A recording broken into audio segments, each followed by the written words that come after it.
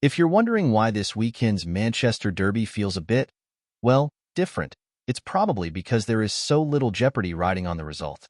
Sure, there is the possibility of Manchester City's slump of 1 win in 10, unprecedented in the Pep Guardiola era, reaching new depths, or the scale of yet another Manchester United rebuild under Ruben Amorim being further exposed by their neighbors.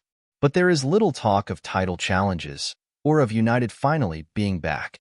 Here are 5 discussion points teeing up Sunday's fixture. 1. How bad are things for both clubs? United have their lowest points total after 15 matches in the Premier League era. City's total is their lowest at this stage since 2010-11. Going into this weekend's fixtures, United were 13th and City were 4th. City have taken just 4 points from their past 6 Premier League games. No other team has taken fewer over that period, and only Southampton matched that tally. If you combine the two teams' results, this is Manchester's worst Premier League start since 2002, the year City returned to the top flight. City and United have a joint total of 46 points from 30 games between them. They had 11 more points between them at this stage last season, and 32 more points in 2017-18. This is the first Premier League Manchester derby with neither team in the top 3 at the start of the day since a goalless draw at Old Trafford on December 12, 2020. 2. Head-to-head stats. Why Man City are favorites. United have lost 5 of their past 6 Premier League matches against Manchester City, conceding 18 goals in those 5 defeats. The only exception in that run was a 2-1 win at Old Trafford on January 14, 2023. United have lost on their past 3 Premier League visits to Etihad Stadium by an aggregate score of 13-5. The Red Devils could equal their longest away losing streak against a single Premier League team, matching their current record against Arsenal of 4, 2022 to present. It would also equal their longest away losing streak in League Manchester derbies, 4 from 1952 to 1955. 3. Can we expect goals? Neither Manchester club are giving up many chances in the Premier League this season, but the ones they do are really good quality. Despite the narrative around City's leaky defense, they have actually faced the fewest shots in the league. United's record here is strong too. Only City, Liverpool, and Aston Villa have faced fewer shots.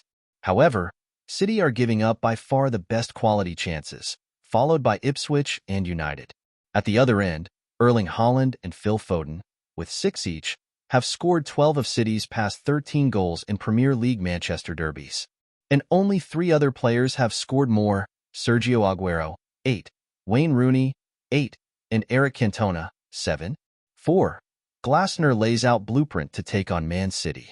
After last Saturday's 2-2 draw with Manchester City, Crystal Palace manager Oliver Glasner spoke candidly about how he felt he could exploit their current struggles. "We knew we can play a higher intensity than City. All the data showed this," Glasner said. "We knew when we get into the transitions, we'd get in behind. There was so much space on the opposite side next to Ilkay Gundogan.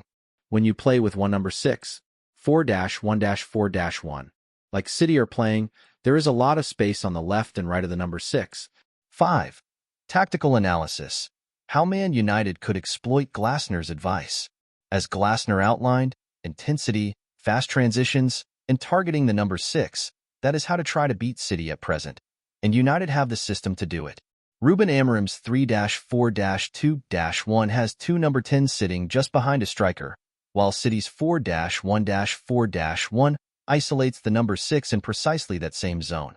Amad Diallo's dribbles have been directly responsible for 5 of United's 6 league goals under Amorim.